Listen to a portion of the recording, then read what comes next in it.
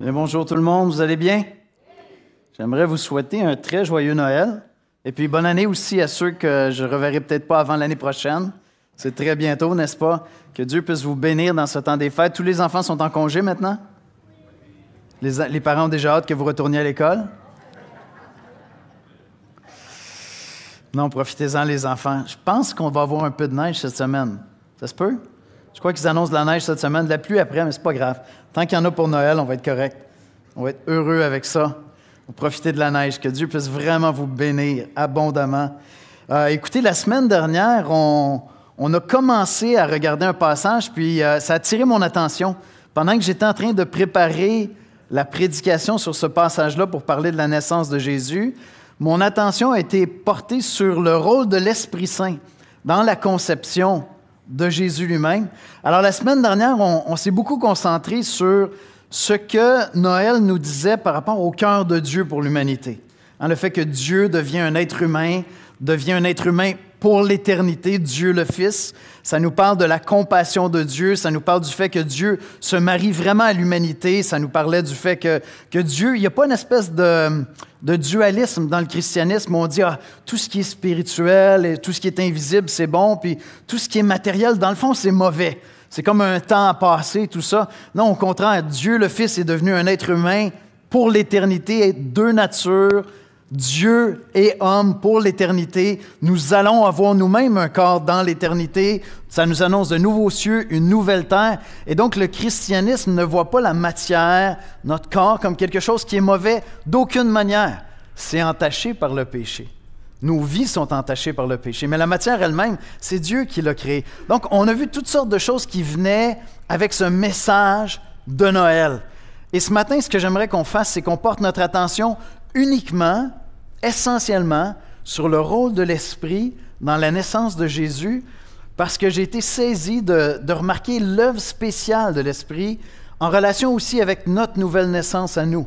Et je trouve qu'il y a quelque chose de très, très beau qui nous parle de Noël et qui nous parle de la troisième personne de la Trinité. On va aller ensemble dans la prière, on va écouter la lecture du passage de Matthieu 1, 18 à 25, et puis on va méditer ensemble sur l'œuvre de l'Esprit dans la vie de Jésus et dans notre vie à nous. Père éternel, on est assemblés ce matin pour venir t'adorer, mais d'une manière spéciale, l'Esprit Saint ce matin. Son œuvre, celui qui a rendu possible Noël, la naissance de Jésus de Nazareth, d'une manière extraordinaire et mystérieuse, vraiment miraculeuse, et qui rend possible la naissance spirituelle de chaque être humain qui vient à croire en Jésus. Je te prie, Père, de venir nous parler ce matin. Viens nous parler de toi. Viens nous parler de ta gloire, de la gloire de ton Esprit qui habite en nous, qui est mystérieux, étrange pour nous souvent de comprendre comment ton Esprit agit en nous, dans ce monde, Seigneur. Viens porter nos cœurs dans l'adoration et viens nous remplir, Seigneur, de foi et d'espoir en voyant l'œuvre miraculeuse, puissante de ton Esprit dans la vie de Jésus. Et Seigneur, remplis de foi et d'espoir pour celle que nous attendons dans notre propre vie. C'est en Jésus-Christ que nous te prions. Amen. Alors, nous poursuivons cette semaine dans l'Évangile de Matthieu au chapitre 1, les versets 18 à 25, dans la nouvelle édition de Genève. Matthieu 1, 18 à 25. Voici de quelle manière arriva la naissance de Jésus-Christ. Marie, sa mère, ayant été fiancée à Joseph, se trouva enceinte par la vertu du Saint-Esprit avant qu'ils aient habité ensemble. Joseph, son époux, qui était un homme de bien et qui ne voulait pas la diffamer, se proposa de rompre secrètement avec elle. Comme il y pensait, voici, un ange du Seigneur lui apparut en songe et dit, « Joseph, fils de David, ne crains pas de prendre avec toi Marie, ta femme, car l'enfant qu'elle a conçu vient du Saint-Esprit. Elle enfantera un fils, et tu lui donneras le nom de Jésus. C'est lui qui sauvera son peuple de ses péchés. » Tout cela arriva afin que s'accomplisse ce que le Seigneur avait annoncé par le prophète. « Voici, la Vierge sera enceinte et elle enfantera un fils, et on lui donnera le nom d'Emmanuel, ce qui signifie Dieu avec nous. Joseph, s'étant réveillé, fit ce que l'ange du Seigneur lui avait ordonné, et il prit sa femme avec lui. Mais il ne la connut point jusqu'à ce qu'elle ait enfanté un fils, auquel il donna le nom de Jésus.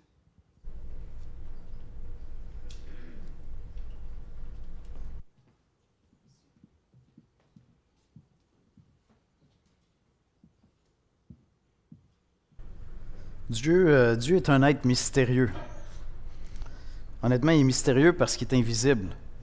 Et il est invisible d'une part, mais d'autre part, il ne communique pas avec nous comme nous communiquons entre nous.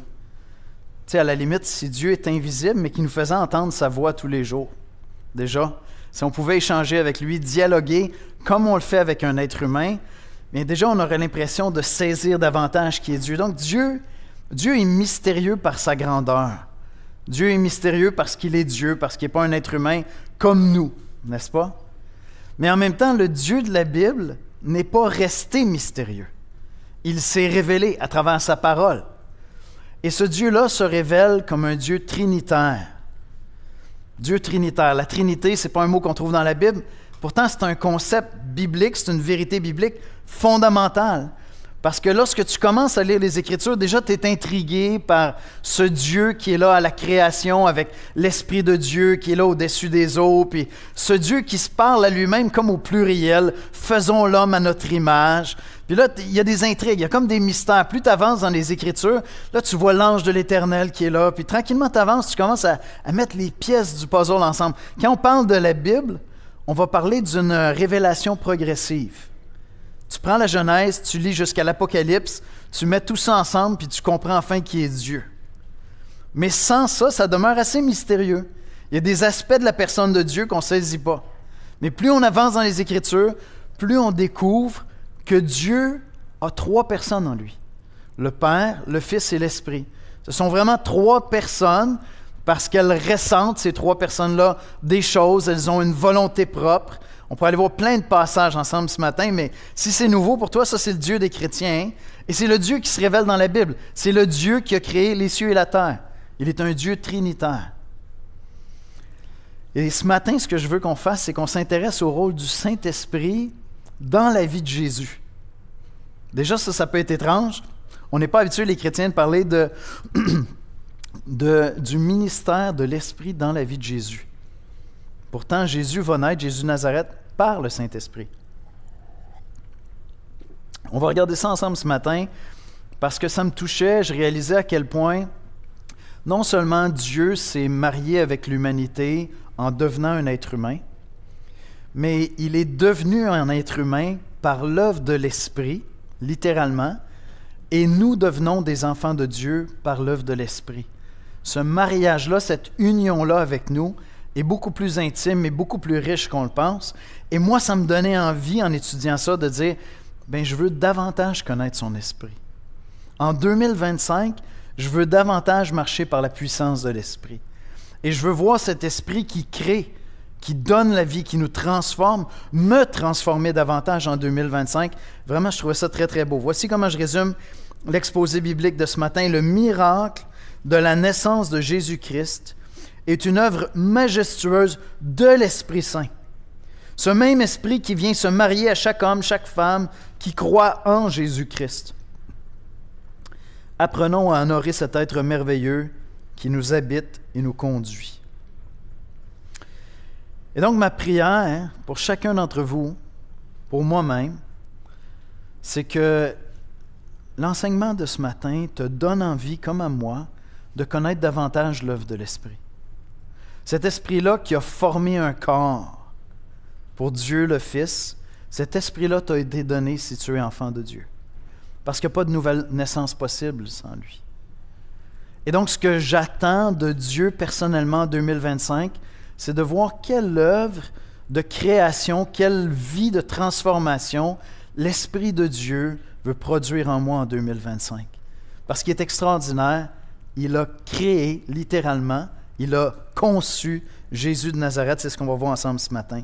Et ma question pour toi, c'est quelle est l'œuvre que l'Esprit de Dieu veut créer en toi en 2025? Est-ce que tu as déjà une idée? Si tu es chrétien comme moi, si tu as l'Esprit de Dieu, souvent on voit d'avance, on voit comment l'Esprit est en train de travailler dans nos vies. Parce qu'il aborde des sujets, il aborde des thèmes, que ce soit dans la méditation de la parole de Dieu, que ce soit dans nos relations humaines, que ce soit à travers les obstacles de la vie. On sait très bien ce que Dieu est en train de travailler dans nos vies. Après, il y a des surprises aussi. Il y a bien des choses sur 2025 que toi et moi, on ne connaît pas et que Dieu en réserve pour nous. Mais est-ce que tu as déjà une idée de l'œuvre puissante que l'Esprit de Dieu veut réaliser en toi en 2025? C'est ma question pour toi ce matin. Premièrement, premier élément, premier point, avant d'être Jésus, Dieu le Fils existait. On n'a pas pris le temps de souligner ça vraiment la semaine dernière, puis je voulais y revenir. C'est comme le fondement de cette idée du Dieu qui s'incarne. Le Fils éternel de Dieu, la parole, devient homme. Matthieu 1, 18. Voici de quelle manière arriva la naissance de Jésus-Christ. Jésus-Christ, c'est Jésus, le Messie, le Christ, le Sauveur. Marie, sa mère, ayant été fiancée à Joseph, se trouva enceinte par la vertu du Saint-Esprit avant qu'ils aient habité ensemble.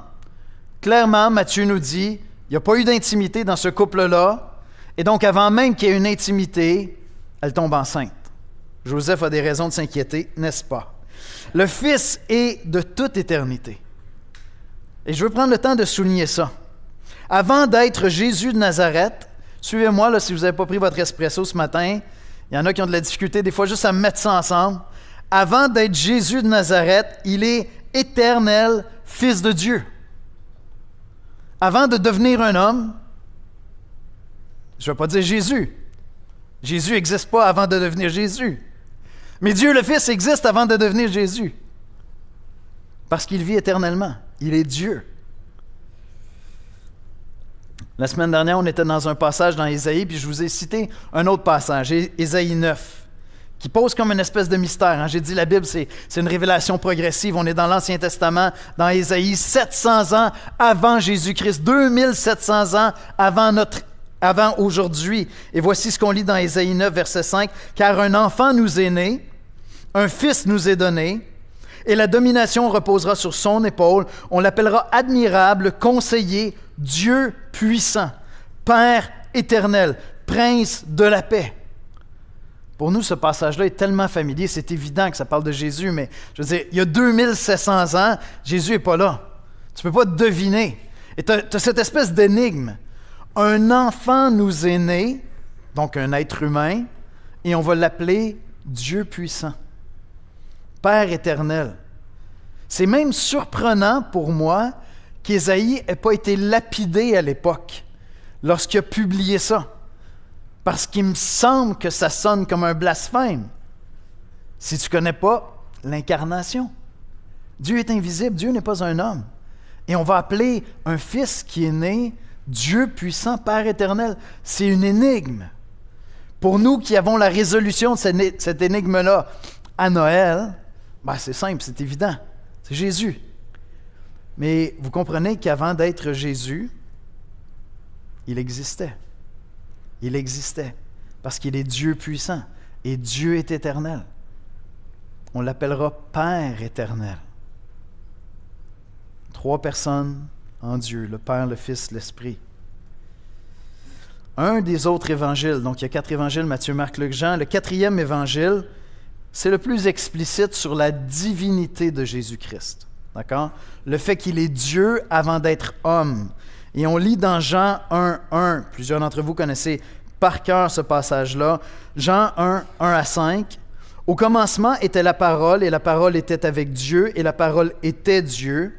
Elle était au commencement avec Dieu. Toutes choses ont été faites par elle, et rien de ce qui a été fait n'a été fait sans elle. En elle était la vie, et la vie était la lumière des hommes. La lumière luit dans les ténèbres, et les ténèbres ne l'ont point reçue. Puis un peu plus loin, au verset 14, encore une fois, vous connaissez ce passage-là probablement par cœur. Et la parole a été faite chair, et elle habitait parmi nous. Emmanuel, parmi nous, Dieu parmi nous, pleine de grâce et de vérité, et nous avons contemplé sa gloire, une gloire comme la gloire du Fils unique venu du Père. Donc cette parole-là, dont il est question dans Jean 1 jusqu'au verset 5, elle devient chair. Elle devient un être humain. Mais qu'est-ce que Jean vient de nous dire? Elle était là au commencement. Si vous êtes familier avec Genèse 1, comment est-ce que Dieu a créé?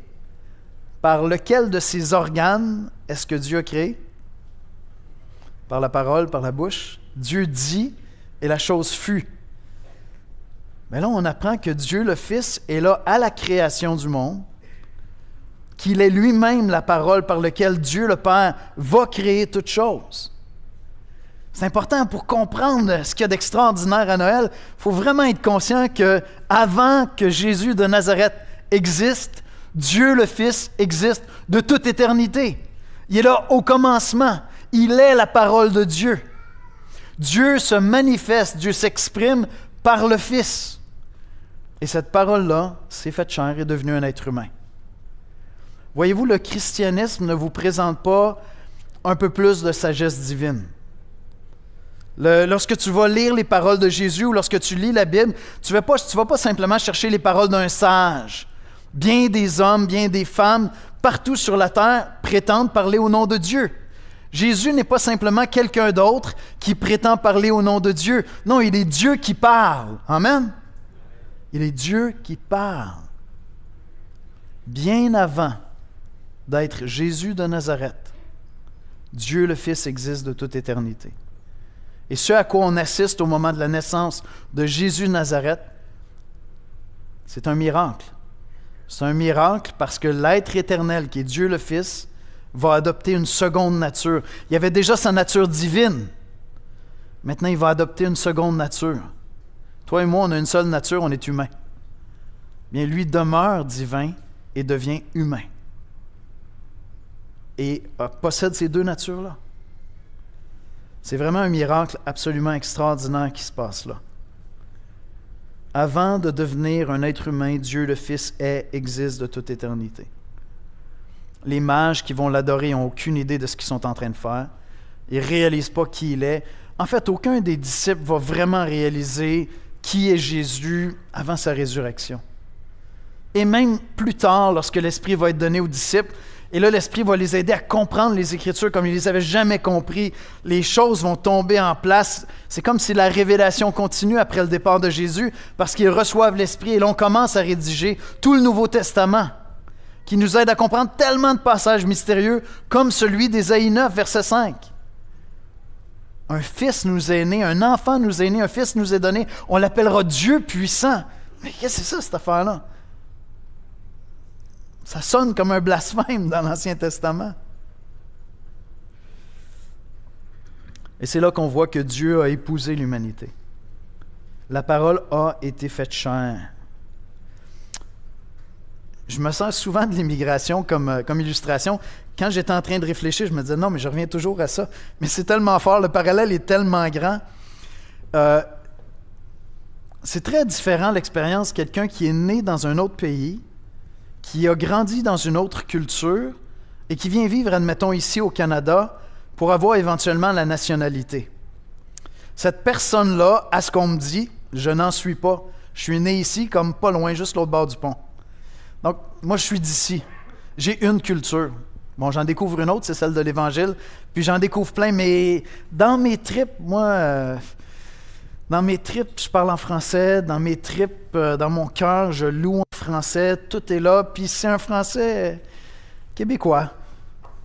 J'ai une culture. Maintenant, vous tous qui avez connu l'immigration, vous êtes nés dans une autre culture, vous venez ici, et certains d'entre vous, vous êtes ici depuis 30 ans, peut-être plus encore. Et donc, il y a un moment où tu deviens un peu citoyen de deux lieux, je veux dire intérieurement.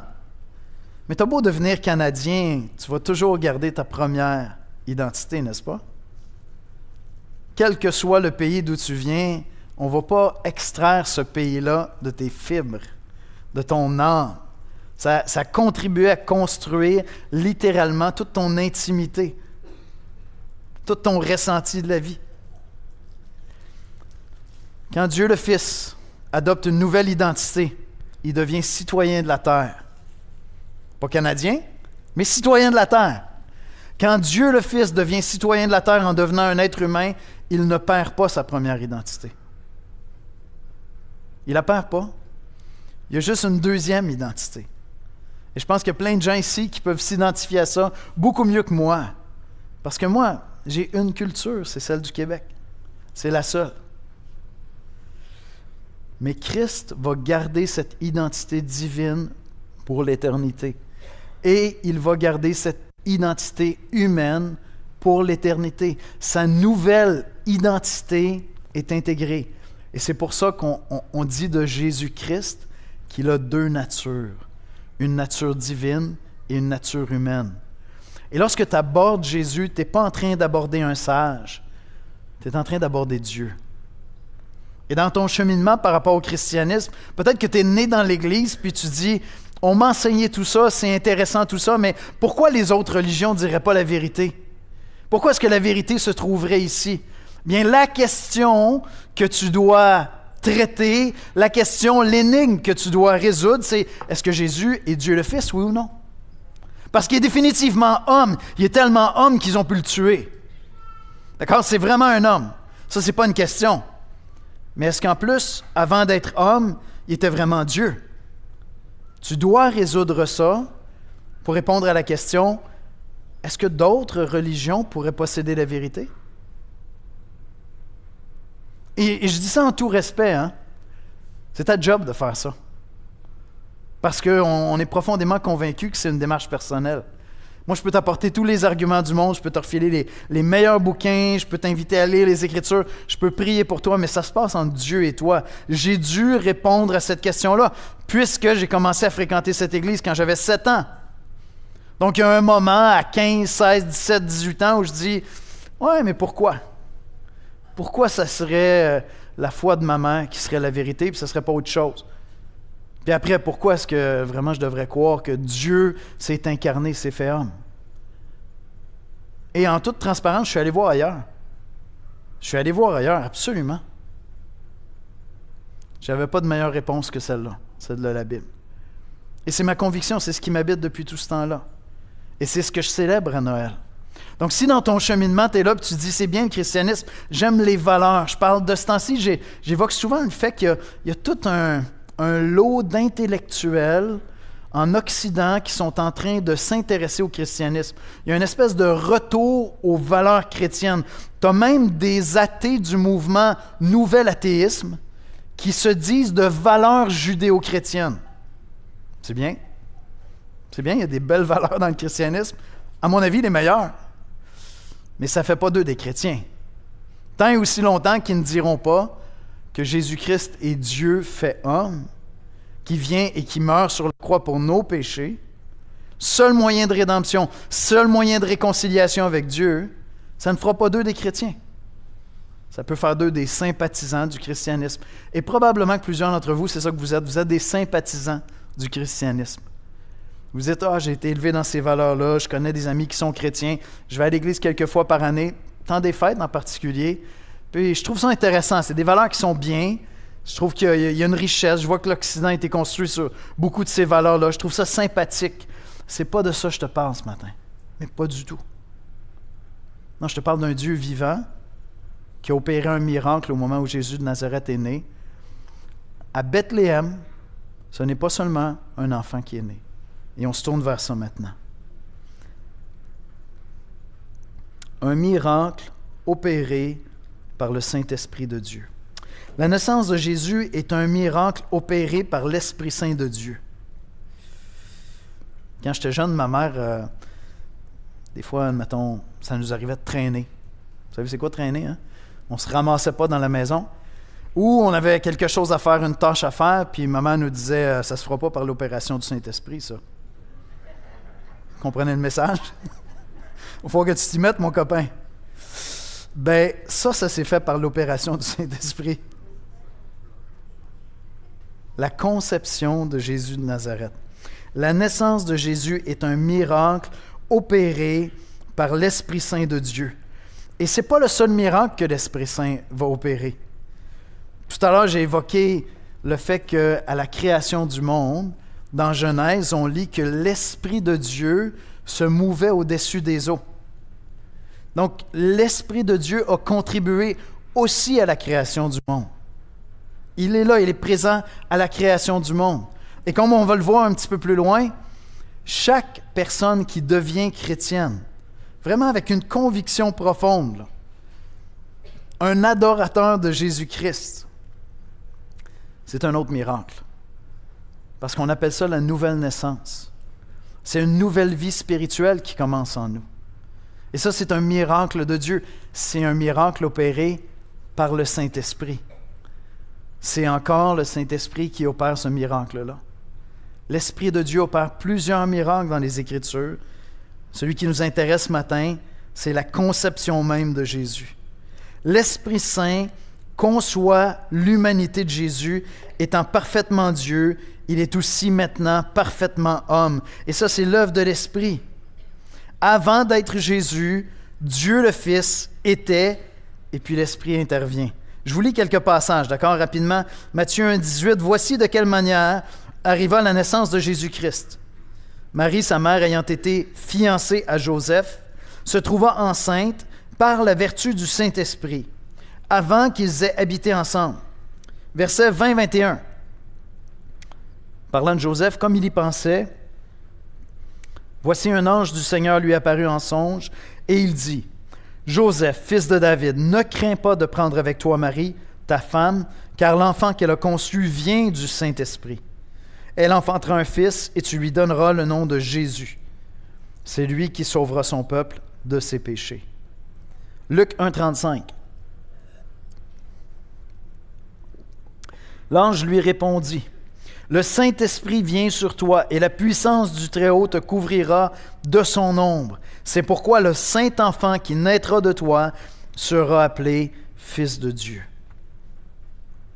Ainsi, Jésus de Nazareth n'a pas été conçu par un homme, mais par l'Esprit Saint avec une femme. Et on n'a pas de détails, il n'y a pas lieu de commencer à imaginer qu'on parle de relations sexuelles ou quoi que ce soit. Il n'y a pas lieu d'aller là, je n'ai pas besoin d'aller là, je n'ai pas ces détails-là. Et en fait, si les Écritures voulaient qu'on conçoive ça comme ça, elles pourraient être très, très, très explicites parce qu'il y a des passages dans la Bible qui sont extrêmement explicites dans ce domaine-là. Mais Jésus n'a pas été engendré par un homme.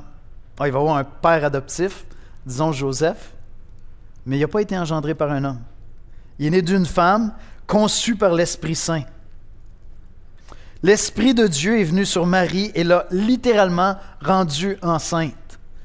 Il y a quelques biologistes ou microbiologistes qui auraient voulu assister à la chose puis comprendre ce qui se passe là. C'est un miracle. C'est littéralement un miracle qui se passe à ce moment-là.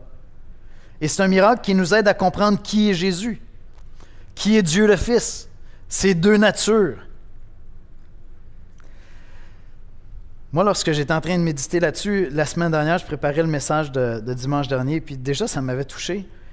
Je trouvais qu'il y avait quelque chose de vraiment, vraiment touchant, vraiment beau dans l'idée que au sein de la Trinité, tu as le Père, tu as le Fils, tu as l'Esprit. Et là, Dieu le Fils accepte humblement que Dieu le Saint-Esprit lui forme un corps, littéralement.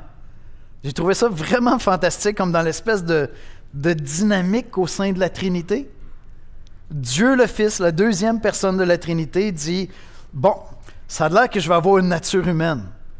Je pense que ça va être ta job, le Saint-Esprit, de me former un corps. » Dans Hébreu, c'est comme ça que c'est décrit. Hein? Tu as accepté ni sacrifice ni holocauste, mais tu m'as formé un corps. C'est dit comme ça dans la lettre aux Hébreux. Je trouvais ça beau et touchant de voir. C'est comme si on a accès à l'intimité au sein de la Trinité, à l'œuvre de l'Esprit qui vient et qui forme un corps pour Dieu le Fils. C'est vraiment intéressant. Et gardez ça en tête parce que tout à l'heure, on va parler de l'œuvre de l'Esprit dans nos vies à nous. Mais il y a un moment où tu as Dieu le Fils qui est pur esprit et par une intervention miraculeuse de l'Esprit Saint qui vient sur Marie, qui est une femme normale, ordinaire, et qui va demeurer une femme normale et ordinaire pour l'éternité, là. On n'est pas dans la conception catholique de Marie, Mère de Dieu, qui peut intercéder, puis qui a plus accès au cœur de Jésus parce que c'était sa maman. Puis... Non, on n'est pas là-dedans du tout. En fait, l'ensemble des évangiles ne va pas du tout dans cette direction-là. Au contraire, lorsque Marie essaie de diriger Jésus dans son ministère, il dit « Merci pour tout ce que tu m'as donné. Maintenant, je vais faire l'œuvre de mon Père. » Entre autres, aux noces de Cana. Mais pensez à ça un instant. Dieu le Fils éternel, à un moment donné, dans une fraction de seconde, je ne sais pas comment ça s'est fait, c'est complètement mystérieux, l'Esprit Saint vient sur Marie et un corps est formé, une nouvelle nature est formée pour Dieu le Fils qui va adopter une nature humaine. Et donc l'Esprit est là pour créer la vie, il donne la vie humaine à Jésus de Nazareth. C'est quand même extraordinaire. Et à quelque part, tout ça nous aide à comprendre la double nature de Jésus-Christ. Ça nous aide à comprendre qu'on adore Jésus-Christ comme on adore Dieu le Père. Ça nous aide à comprendre lorsqu'on arrive dans l'Apocalypse pourquoi dans l'éternité, celui qui est assis sur le trône, c'est l'agneau immolé, c'est Jésus crucifié. Vous avez déjà entendu cette expression, hein? La seule chose faite de main d'homme qu'il va y avoir au ciel, c'est les trous dans les mains de Jésus, dans son côté. Mais c'est l'agneau immolé, l'agneau sacrifié qui est là. C'est Dieu. C'est Dieu qui est là. L'Esprit Saint opère un miracle et crée un corps, conçoit un corps pour Dieu le Fils, qui adopte maintenant une nouvelle nature. L'Esprit est extraordinairement puissant. L'Esprit est extraordinairement puissant. C'est dans Hébreux 10, versets 5 et 6 qu'on lit. C'est pourquoi Christ, entrant dans le monde, dit « Tu n'as voulu ni sacrifice ni offrande, mais tu m'as formé un corps. Tu n'as agréé ni holocauste ni sacrifice pour le péché. » C'est pourquoi Christ, entrant dans le monde, dit « Tu m'as formé un corps. » C'est l'Esprit Saint qui a fait cette œuvre-là.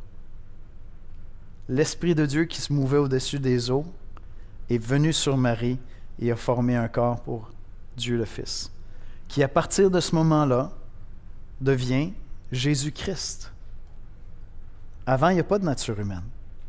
Avant, il n'a pas de nature humaine.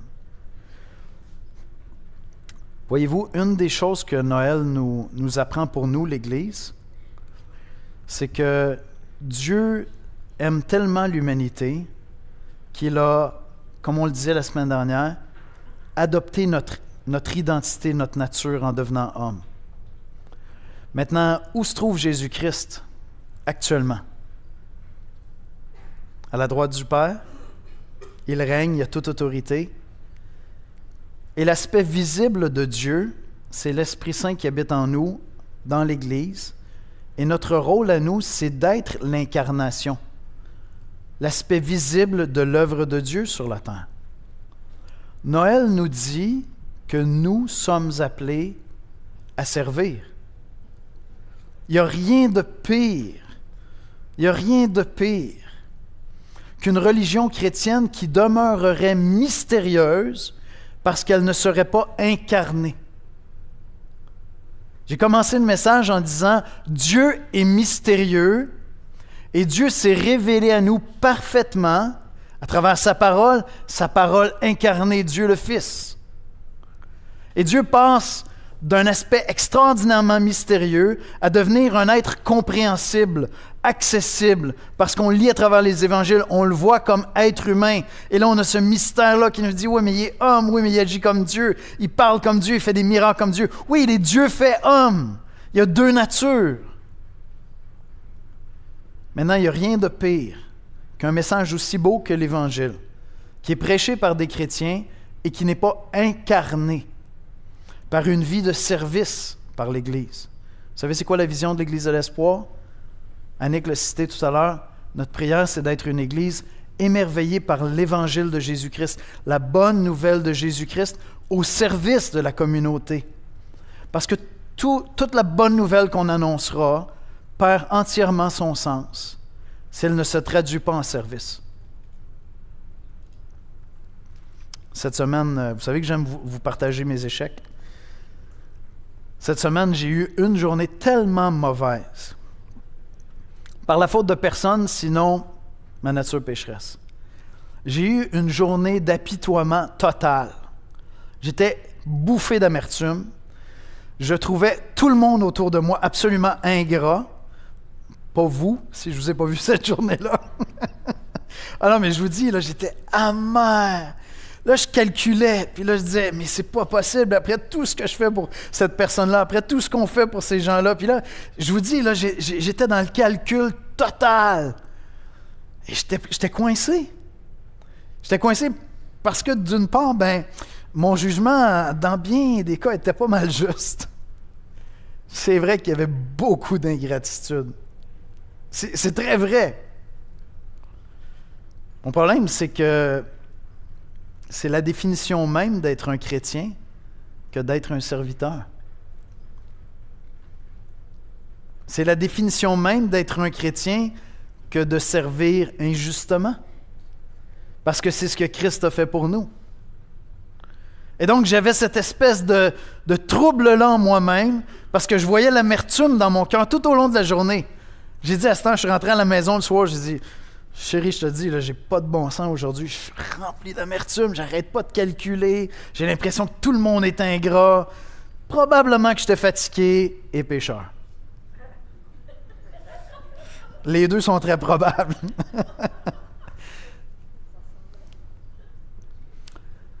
Il n'y a rien de pire qu'un christianisme qui offre de beaux concepts, de belles idées, comme un Dieu qui s'incarne, qui devient un être humain, qui meurt sur la croix pour nos péchés et qui ne l'incarne pas par son style de vie.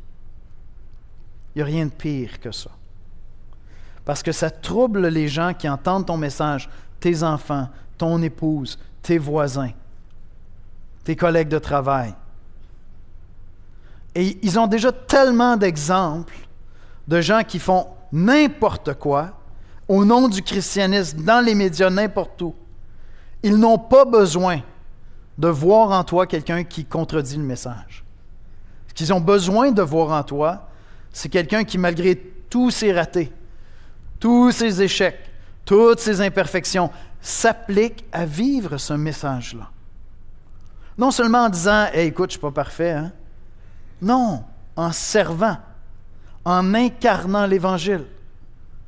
On peut le faire en Église à travers Bouffe pour tous, mais on peut le faire de manière beaucoup plus concrète, beaucoup plus tangible par nos relations interpersonnelles, par notre manière de s'accueillir les uns les autres, par notre manière d'agir les uns avec les autres, par notre manière d'être attentifs, d'être généreux, d'être gracieux, d'être patients, d'être bons les uns envers les autres, d'espérer le meilleur, d'être lent à juger, mais prompt à pardonner. Avec les collègues de travail, lorsqu'on est au volant, lorsqu'on est à l'épicerie, lorsqu'on entre à la maison, lorsqu'on sert dans l'Église. Et ça m'amène au dernier point. Dieu opère, l'Esprit Saint opère un miracle extraordinaire à Noël. Il conçoit Jésus de Nazareth, qui devient par le fait même l'incarnation la plus excellente de Dieu, la manifestation, la révélation la plus parfaite de Dieu. Tu veux connaître Dieu, cours à Jésus, va lire les évangiles, découvre qui est Jésus, premièrement dans les évangiles, puis à travers toutes les Écritures ensuite, tu vas découvrir qui est Dieu. Il est Dieu incarné. C'est le miracle que l'Esprit Saint a opéré à Noël. Mais son œuvre ne s'est pas arrêtée là. Son œuvre ne s'est pas arrêtée là parce que Jésus a poursuivi son ministère par la puissance de l'Esprit. On lit dans Luc 4, 14. En fait, Luc 4, 1. Jésus, rempli du Saint-Esprit, revint du Jourdain et il fut conduit par l'Esprit dans le désert. Luc 4, 14. Jésus, revêtu de la puissance de l'Esprit, retourna en Galilée et sa renommée se répandit dans tout le pays des alentours. Là, on est dans l'évangile de Luc. Luc nous parle du Saint-Esprit comme aucun autre des 4 évangélistes, d'accord? Et donc, on va parler des œuvres de l'Esprit à travers Jésus dans l'Évangile de Luc, puis dans son 2e livre, le livre des Actes, on va parler des œuvres de l'Esprit à travers l'Église. Mais c'est toujours les œuvres de l'Esprit. Et tu découvres, dans le fond, que non seulement l'Esprit de Dieu a conçu Jésus de Nazareth, lui a conçu un corps, mais c'est par la puissance de l'Esprit. C'est vraiment mystérieux. J'étais en train de méditer, puis je me disais, il me semble qu'on ne peut pas utiliser cette expression-là avant que... Tu sais, Dieu, le Fils de toute éternité, est-ce qu'il agissait par la puissance de l'Esprit? J'ai jamais lu ça nulle part comme concept. Mais à partir du moment où il devient homme, c'est rempli de l'Esprit qu'il va faire des miracles. C'est par la puissance de l'Esprit qu'il va faire son ministère. Et donc, non seulement dans la vie de Jésus de Nazareth, l'Esprit Saint opère un miracle en lui donnant un corps, mais il continue à l'accompagner et à le remplir de sa puissance. C'est intéressant, hein? C'est quand même Dieu le Fils, il était pas mal puissant déjà. Dans la collaboration de la Sainte Trinité, d'une manière mystérieuse et touchante, Dieu le Fils fait homme, fait son ministère par la puissance de l'Esprit. Et là, ça commence à s'approcher de nous en Titi. Là, ça vient vers toi et moi, si tu es chrétien comme moi. L'Esprit Saint épouse l'humanité. Voyez-vous, l'Esprit Saint conçoit l'humanité de Dieu le Fils, et puis l'Esprit Saint vient intimement se lier à tous ceux qui croient en Jésus-Christ. J'ai dit tantôt, l'Esprit de Dieu donne la vie, conçoit la vie. Toujours dans l'Ancien Testament, des prophéties qui annonçaient d'autres miracles que l'Esprit allait faire. Dans Ézéchiel 36, verset 26, on lit « Je vous donnerai un cœur nouveau et je mettrai en vous un esprit nouveau. J'ôterai de votre corps le cœur de pierre et je vous donnerai un cœur de chair. » Puis beaucoup plus tard, dans Jean, chapitre 3, verset 5, vous connaissez ça probablement par cœur, c'est Jésus qui parle et il dit « en vérité, je te le dis, si un homme ne naît d'eau et d'esprit, il ne peut entrer dans le royaume de Dieu. » Il n'y a pas de véritable foi chrétienne sans que le Saint-Esprit opère un miracle. C'est le miracle de la nouvelle naissance. Et j'avais à cœur d'en parler ce matin parce que je crois que c'est un des aspects les plus mystérieux, intangibles de la foi chrétienne. Pensez à ça un instant avec moi. Celui qui a conçu le corps de Jésus, qui a opéré ce miracle-là, habite en toi si tu es chrétien. Celui par qui Jésus-Christ faisait des miracles, le même être, pas comme une portion. C'est pas comme s'il t'envoyait un petit 5% de Saint-Esprit. Non, le Saint-Esprit est venu faire sa demeure en toi parce que ta nouvelle naissance est le fruit de l'Esprit.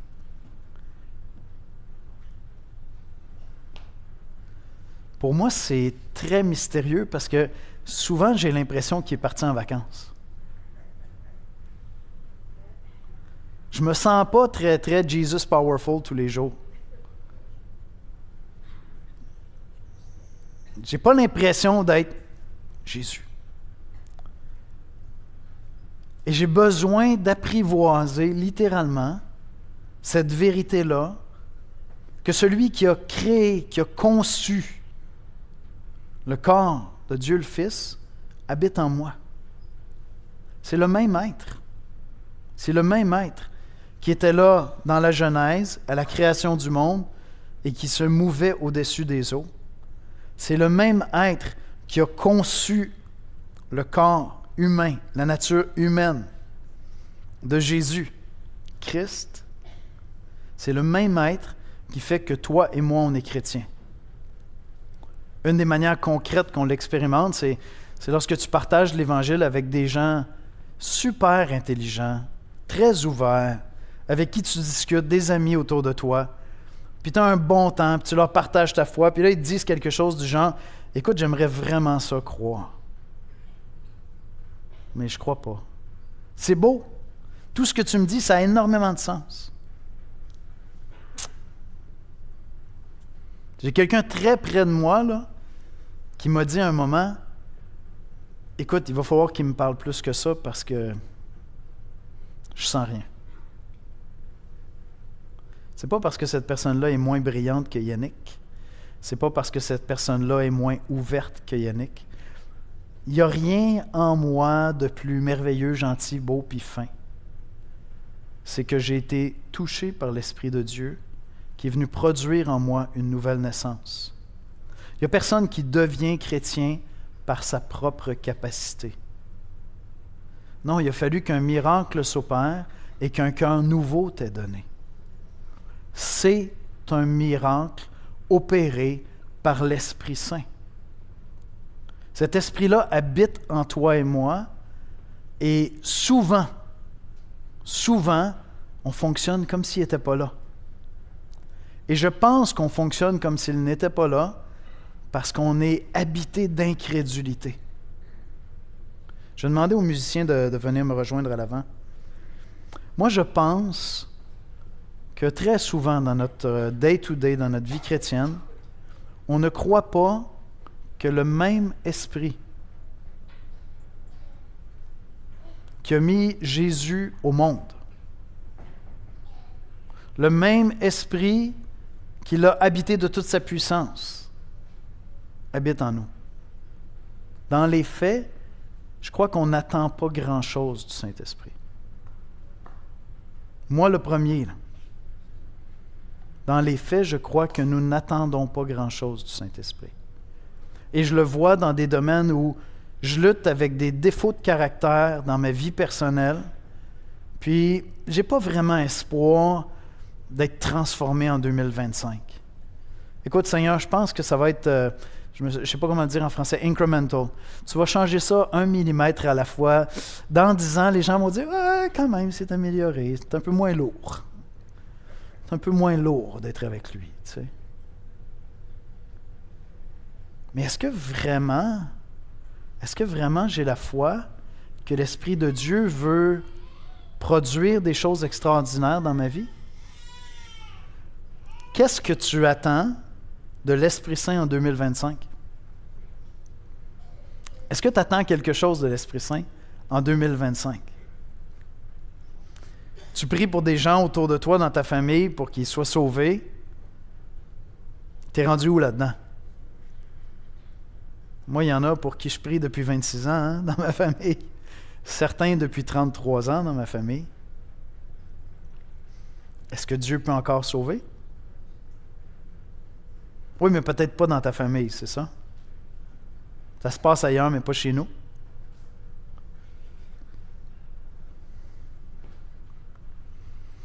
Et des défis relationnels autour de toi. Est-ce que l'Esprit de Dieu peut faire des miracles en 2025? Tu vas me dire oui, en théorie. Ah oui, Dieu peut tout faire. Ben oui, Dieu peut tout faire, mais oui. Est-ce que tu attends de lui qu'il fasse des miracles? C'est quoi ton rapport à l'Esprit Saint? Voyez-vous ce qui est beau avec les fêtes comme Noël, comme prendre le repas du Seigneur aussi, qui sont différents? Mais ce sont des moments où on revient à des choses essentielles. Puis ma question pour toi ce matin, c'est, est-ce que tu attends beaucoup de l'Esprit Saint? Parce que vraiment, il fait des miracles. Vraiment, il fait des choses extraordinaires. C'est lui qui donne la vie, c'est lui qui conçoit la vie. Et tout ce qu'il reste à transformer dans ta vie, ces relations difficiles, ces relations impossibles, ces failles de caractère que tu observes dans ta vie, ces gens autour de toi qui ne sont pas au Seigneur, tout ça, c'est par l'Esprit Saint que ça va se produire si ça se produit. Ce sont des miracles qui demandent à être visités par l'Esprit Saint. Il y a une bonne partie qui dépend de toi. Comme maman me disait, ça ne se fera pas par l'opération du Saint-Esprit. Mais il y a beaucoup qui dépend de lui. Est-ce que tu veux te joindre à moi alors qu'on on va entrer en 2025 pour dire, Seigneur, j'ai des requêtes de prière que tu places sur mon cœur, dans ma vie personnelle, dans ma maison, avec mes collègues de travail autour de moi. Il y a des choses que j'ai à cœur, ce sont de belles et bonnes choses. Je suis en train de te demander des choses qui sont pour ta gloire, Seigneur. Écoute, si tu as à cœur qu'un aspect de ton caractère, de ton attitude change, je te le dis, c'est selon la volonté de Dieu. Si c'est pour ressembler plus à Christ, tu es dans la volonté de Dieu. Tu n'as pas besoin de te poser la question, ouais, est-ce que c'est une prière que le Seigneur endosserait? Tu veux ressembler plus à Jésus, il endosse ça. Je te le dis, c'est un chèque en blanc qui te signe là-dessus. Est-ce que tu veux te joindre à moi pour demander à Dieu de faire des miracles en 2025? Moi, j'en ai besoin dans ma vie. J'en ai besoin dans ma vie parce que c'est l'Esprit qui nous donne ce fruit extraordinaire qui est la paix, la joie, l'amour. Et je veux vivre, expérimenter ce fruit-là au quotidien en 2025. Je ne veux pas vivre 2, 3 highs. Hop, c'est le fun, hein? Il me semble que je suis rempli de l'Esprit pour la prochaine heure. 2 fois dans l'année. Ça ne m'intéresse pas, ça.